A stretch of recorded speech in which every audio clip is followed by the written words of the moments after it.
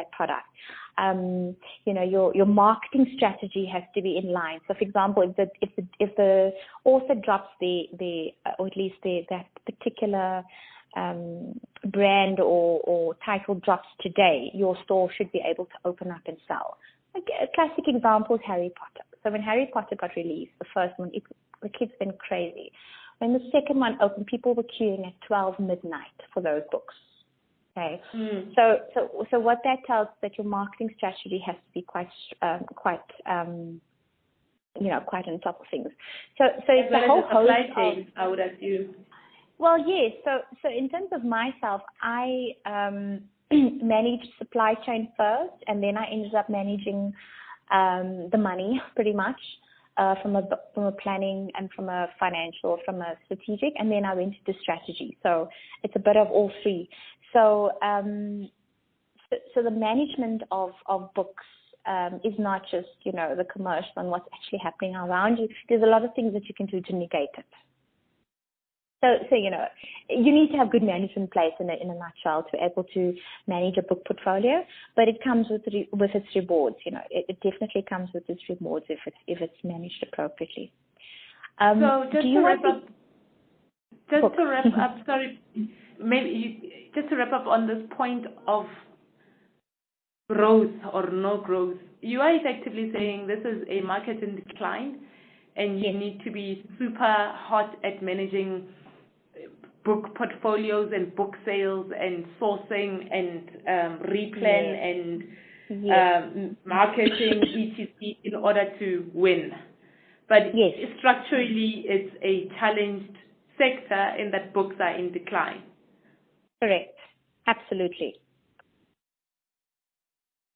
Okay. Sorry. And is this the same case for ebooks as well? So are we talking across the board? So we're talking about book prints, printed books. Okay. Ebooks is a market that's sort of come in support of the technological and the smartphone environment now coming up. It's becoming more relevant. So the relevancies of books becoming ebooks is a way to claw back on that market share. But in totality, if we look at in totality for books, there's a marginal decline, even if you add ebooks to it. So Tracy, I noticed that you referred quite a lot to fiction books. So this 250 million rand that you mentioned in UK sales, these were fictional books we were talking. So when we look at the broader market, so if we look at the broader book market, would we see the same trend in that market as well, and to the same extent, the same time? So this particular stat, I was kind of searching and looking for some stuff, but some information, relevant information, very recently.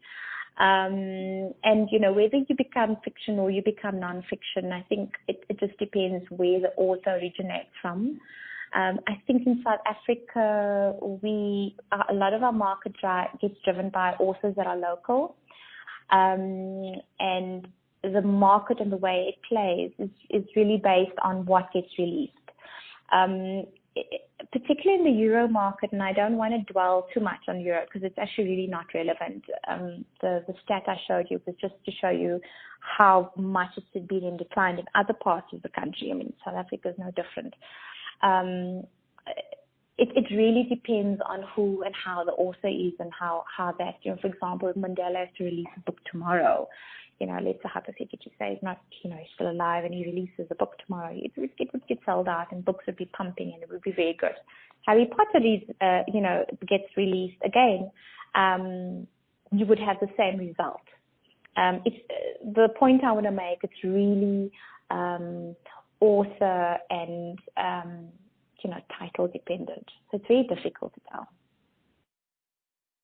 Okay. It's not an exact science. It's not an exact science. And then moving on to the stationery market, what is the market? What are the trends in that market? Okay, so stationery is great. I love stationery. Stationery has huge opportunity for growth. Of course,